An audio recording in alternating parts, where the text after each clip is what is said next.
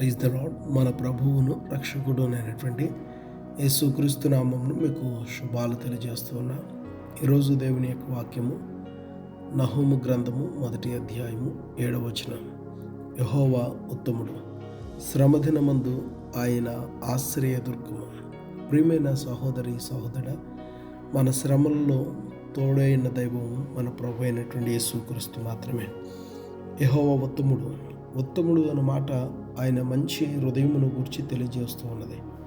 ఆయన హృదయం శాలి కలిగిన హృదయం, ఆయన హృదయం ప్రేమ కలిగిన హృదయం, కనికరం చూపే హృదయం. ఇలా ఎంత చెప్పినా తక్కువే. ఆయన కలిగి ఉన్న మంచి హృదయమును బట్టి మన ఎడల కృప చూపించుచున్నాడు.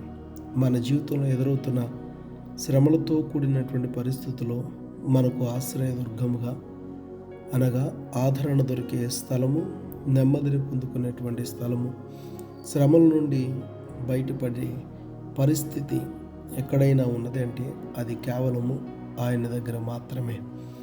వేరే ఏ స్థలంలోనైనాను, ఎవరి యొద్దైనాను ఇంతటి ఆదరణ మనం పొందలేము.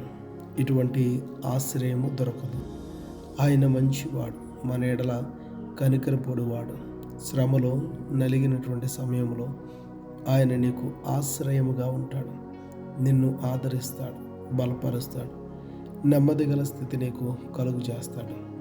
అట్టి కృప ప్రభువు మీకు కలుగు చేసి సమస్త విషయాల్లో దీవెనకరముగా, ఆశీర్వాదకరమైన రీతిలో నడిపిస్తూ ప్రతి శ్రమ నుంచి, ప్రతి ఇబ్బందుల నుంచి, ప్రతి బాధల నుంచి ప్రభువు మిమ్మల్ని విడిపించి, నడిపించి, తప్పించి ఆశీర్వాదకరంగా ఉంచునుగాక.